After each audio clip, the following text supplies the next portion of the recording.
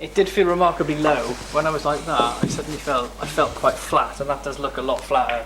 But it did. Yeah, well, yeah, you are, because your cue is completely flat. I mean, you know, if you get off your cue now. Yeah, it feels instantly like it's almost like cueing before. I didn't really notice it, but you've got that sort of view of the table looking down at it.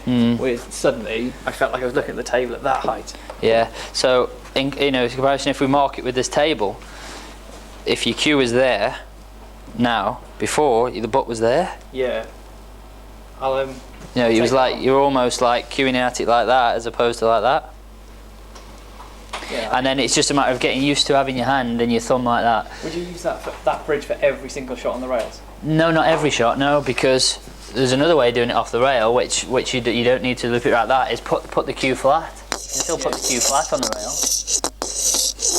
But if you look there, I'm just this time it's just a guide with my first finger and my thumb. But when you cue on the table, obviously your thumb touches your finger, so your thumb is on your finger there. But when it's on the rail, there needs to be a gap, because if it's there, you're high again. Okay. So there's just a gap. If you want to just try that. So rather than, I said, if you put, I have that finger. There you go. See what you've instantly done. Yeah, of course I have. So you've instantly done it. Look, you've instantly put that there, which means you're now higher. Yeah. So I could just see there. Look, it's still going over the cushion, not my hand. It's using that finger as a guide, isn't it? Yeah, I used two. I put the other one on it, so it's that's it. That's it. There you go. Look. It works. Right. Yeah, that's quite surprising. Do you want to have a go at the break off? I'm like you, I'm left-handed. Yeah, well, it should be easier then. So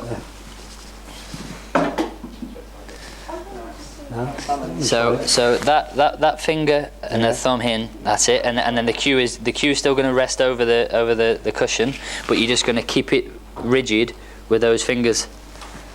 And then it doesn't need to be rushed. And then as you pull the cue back, don't forget you can pull the cue back. Literally, you think, oh, that's enough, but you've got an extra 4 inches to there. So if we pull that back a little bit, because obviously you're on the cushion there. I think if we pull it back to there for you, and then just not, it needs to be very loose, like pendulum, like just your arm. It needs to be very, like it's just a pendulum. And then as you pull back, there you go. Oh, 3. It's a lot better. It's left-handed, you see. Yeah. Yeah. So that's it. And I saw, obviously, you a couple of times you broke off on there because you were trying to hit the ball so hard. Your cue's going up in the air, and I saw you, and it's like, oh, but you see there, everything's just still, and it's just, yeah. I wouldn't have even thought of break. Yeah. Yeah. You see, but what I said that over it, and then you thumb inside, and that over it. Yeah, so that's it. So it's a guide. Everything's a guide. So see the but getting the distance of the ball. It's the distance. That's what I said before we started. The fact that now this cue ball is too far away for you, I can see that you're stretching for that a little bit. So I think the right place for you is there. But your arm needs to be really, really pendulum-like. The cue rests on the slate. It's pendulum-like, and as you come back, a slight pause at the back.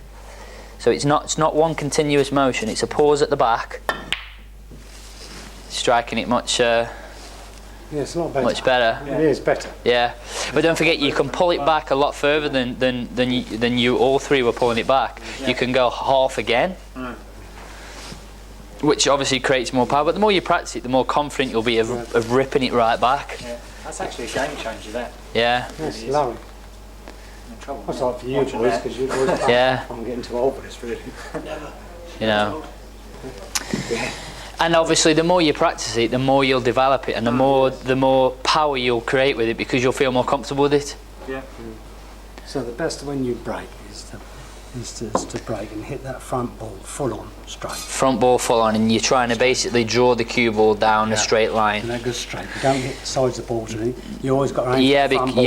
Yeah. I mean, as Chris showed you in the very first break off, he's deliberately trying to hit the front ball to make the front ball to go to that side. Now, to make that front ball go either that way or that way, you've got to slightly hit it on one of the sides. So to hit it on the right hand side, he's trying to get the ball to go that way. If you were to break from that side and hit it slightly on the left, he's trying to get the ball to go this way. But yeah, personally, But I does think. that mean all the balls will hit the 4 cushions, as you said? Well, no, not necessarily, no, because obviously he's not. You've got to guarantee your break, haven't you? Well, Otherwise yeah, you foul. you've got to have 4 balls hitting the Yeah. cushion. So the break I've just shown you there, all of you have broke them nicely, and most of the time you potted one, but you don't always guarantee to pot one, but you're giving them the best chance of potting one because you're hitting them with the most amount of power. I do like that break. Very good. Yeah.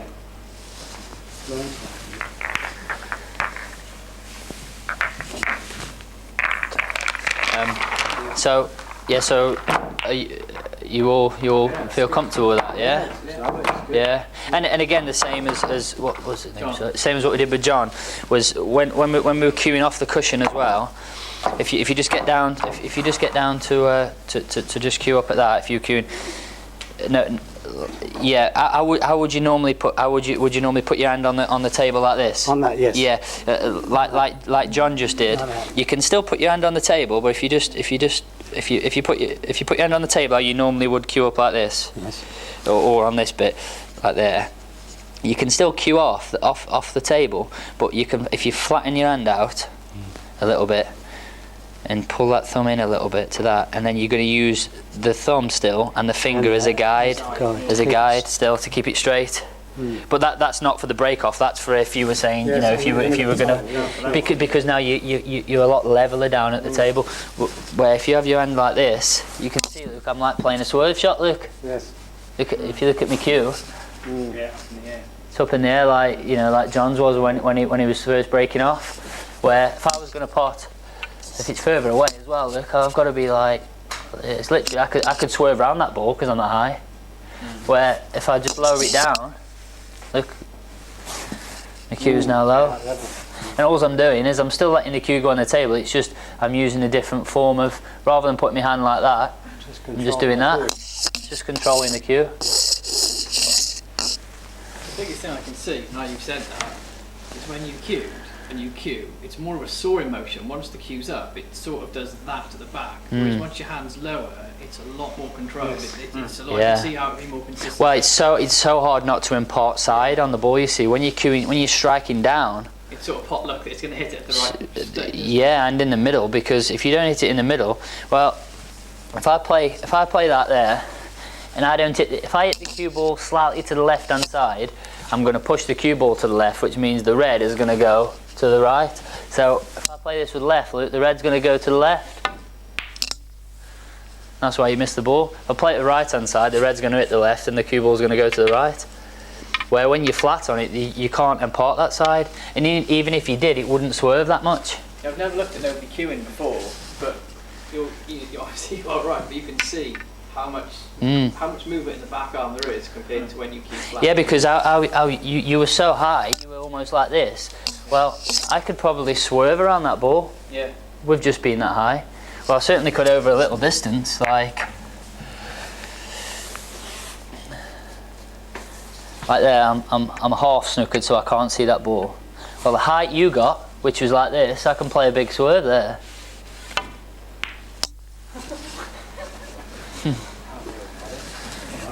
And if you unintentionally play with left hand side, that's what's going to happen.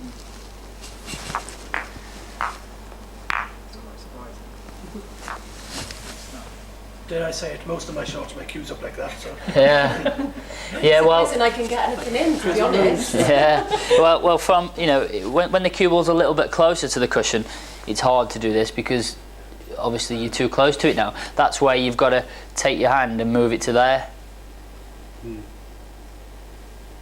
The only time, like I touched on in one of the videos, the only time I would advise for your cue to be slightly higher is when the cue ball's touching the cushion, and the reason why is because the cue ball is small. So if you look level with it, there's only a tiny bit sticking up as comparison to this. Look how much is sticking up there. Look at that. You can hit the middle of the cue ball there. Yeah. On there, you can only just about hit the top. So that's the only time you would have to just slightly raise up because you need to get to it. Anywhere else, like there, you need to be flat.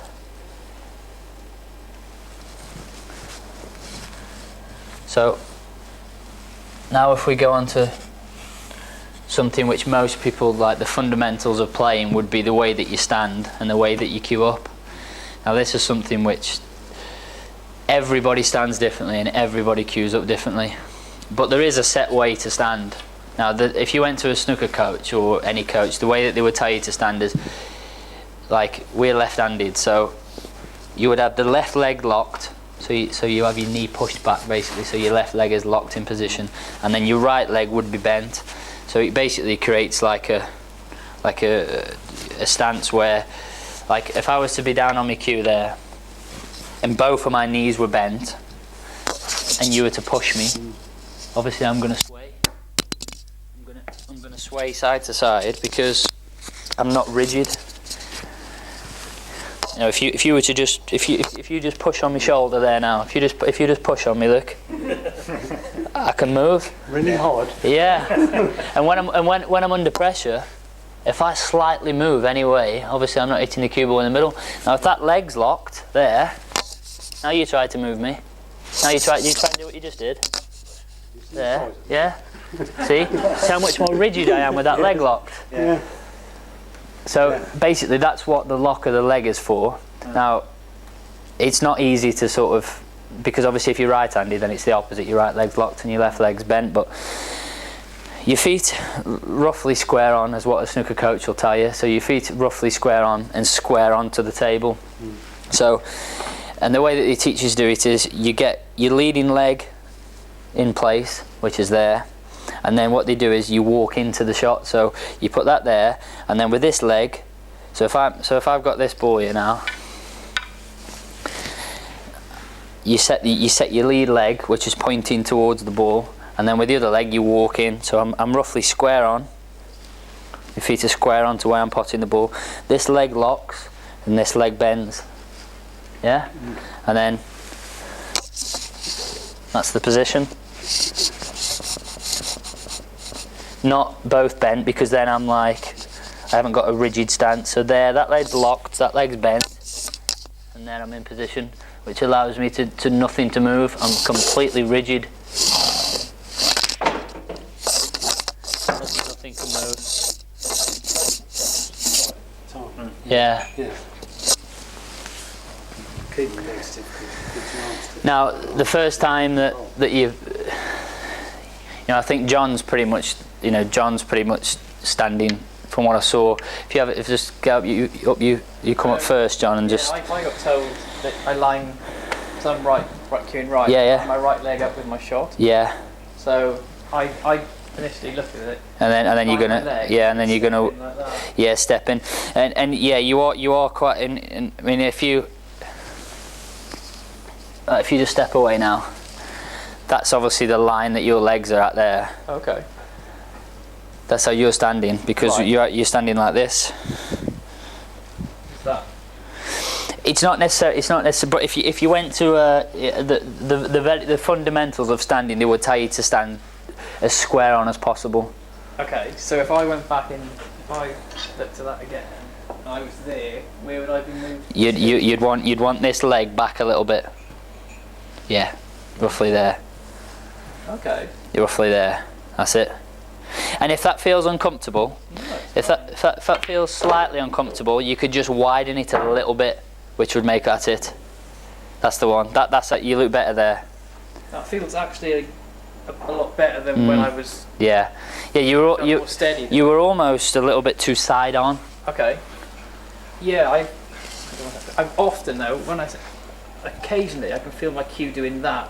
You've got a really narrow stance to start with. Your legs are really close together. But when you got me to go wider, I then didn't feel that coming anywhere near me then. Yeah. Which was a lot better. So. Yeah. So the thing that I would just change is that still do what you've done is obviously line the shot up with your lead leg and then walk in. Just widen your left leg as it goes in, but not so far forward. So you're not. If you want to have another go.